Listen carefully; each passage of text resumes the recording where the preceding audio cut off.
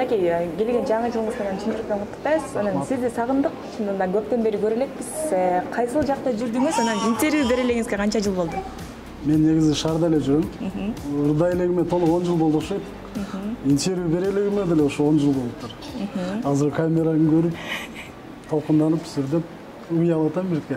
Биз сизди көргөндө эле бизди кичинекей бала чагыбызда эстеткен чыгармадан эстейбиз. Бул албетте Гүлназ Чынык кызы да кошулуп чыккан чыгарма. Бул «Эски мен» деп аталат. Ошол чыгарма сизди ийгиликке жеткирдиби же азыр дагы кайрадан тырышып башка чыгарманы чыгарайын деп атасызбы? Эми ошол убакта «Эски мен» ийгиликке жеткизди окшойт. Анткени чындап айтсак баягы көчөдө жүрө албайбыз. Анан эми аябай мен просто даяр эмес учурда чыгып кетти алар. Көрсө баягы ырчы болуш үчүн биринчи даярданып, анан чыгыш экен. А биз баягы көчөдө эле жүрүп, мен өзүм шогураак бала болчумун ошо жаш кезимде. Анан ошол баягы даярдана албай калдым да, более мындай эмерээк болгонгочу. Андан кийин үйлөнүп калды, ошол байланыштуу үйлөнүп, турмушка байланыштуу ырдабай калдым. Арадан туура 10 жыл болуптур. Анан кайра ырдаган болуп тура. Атактуу адам эл ичинде жүрүп туруп кайра үйдө отуруп калса кандай экен? Эми билбейм, мен мындай жылдыз оорусу менен эле ооруган жокмун, же жылдыз болгон жокмунбу билбейм. Мага билбейм, азыр деле көчөдө, маршруткада, троллейбуста эл катары жүргөндө жүрө берем. 2020 ошол учурда деле жүрө беришмин дегендей. Демек азыркылардай болуп баягы машинада эле жүрүп, баягы автоунааларга, коомдук автоунааларга такыр түшпөйм дегендердин катарында толуктачу эмессиз. Жок, андайлар таптап тескерисинче толуктабайм. Мен баягы жөнөкөй семьядан болгондуктанбы, ошол азыр деле машинам бар, бирок ар кандай болуп калат эми случай, мисалы акча, бензин жок болуп калат. Ошол кездерде маршрутка менен жүрүп, троллейбус менен жүрүп. Эски жылга ыраазы болгон жана нааразы болгондоруңуз эмнелер? Өкүнгөнүм азыр баягы ырдап кайра баштап атпаймынбы?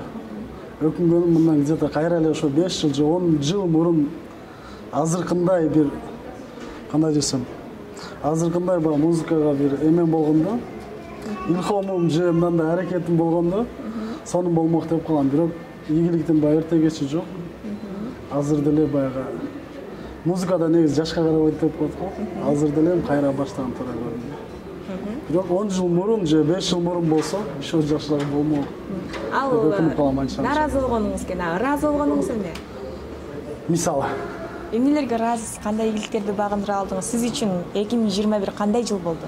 Эмнеге ыраазымын? Баарына эле ыраазы элемин. Эми баягы апабыз бар, балдарыбыз бар. Кудайга шүгүр, семьям бар. Баары жакшы. Элден алды эмес, арты эмес, ортосунда келе атабыз.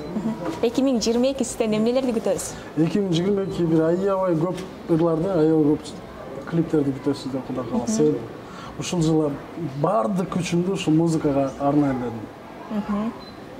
Азыркы тапта сиз менен азыркы теңдейлешип чыккан же алдыга оз оюн деген ырчылардын саны көбөйүп атат. Алардан эмнеңиз менен өзгөчөлөнөм деп ойлоп атасыз? Эми мен жөнөкөйчүлүк менен өзгөрөлөйүн деп атам. Жасанбайм. Келинчегим айтмакчы, бүгүн мага Сола медиа бизди чакырган. Чакырганда ал кечээден баштаган. Бетиңди кичине пудра коюп берейин же болбосо чачыңды жасап берейин депчи. А мен ошол нерсе негизи жактырбайт экенмин. Анан ушул боюнча эле барайын дедим. Бирок эми мен сулуулугумду эмес, талантыма маани берсин депчи көңүлөк эме кылсын деп. Демек сиз сахнага чыкканда бир дагы бетиңизге боё койгон эмессиз? Таптакыр мурун деле боёгон эмесмин, азыр деле боёмадым. Урматтуу кыргыз элим, жалпыңыздарды 2022 Арслан жылы менен куттуктайм.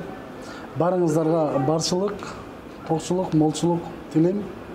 Урматым менен мен Сүйүн Жусупбаев. Дагы бир жолу жаңы жылыңыздар менен.